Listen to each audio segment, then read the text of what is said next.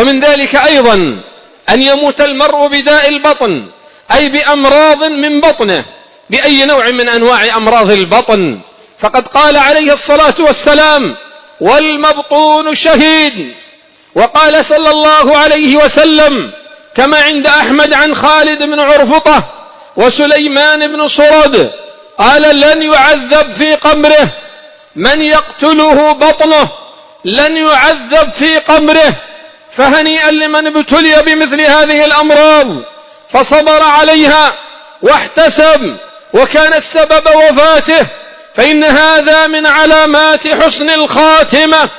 ومن ذلك ما ذكر في حديث أبي هريرة وجاء خارج الصحيح، قال عليه الصلاة والسلام: المطعون شهيد، والمبطون شهيد، والغريق شهيد، والحريق شهيد، وصاحب الهدم شهيد، وصاحب ذات الجنب شهيد، والمرأة تموت في نفاسها شهيدة يجرها ابنها أو طفلها بسرره إلى الجنة.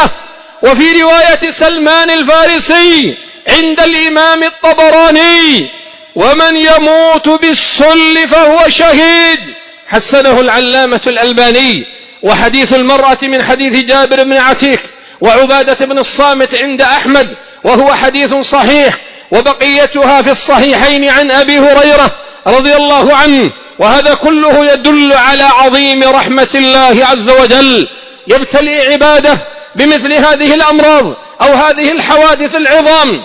فمن رضي بقضاء الله سبحانه وتعالى وصبر وتوكل على الله عز وجل وعلم أن ما أصابه لم يكن ليخطئه، فلم يعترض على قدر ولم يتسخط على ربه سبحانه وتعالى، يعلم أنه عبد لله، مرض أو شفي، عاش أو مات، غني أو افتقر، حصل له ما حصل، فهو يتقلب بقدر الله.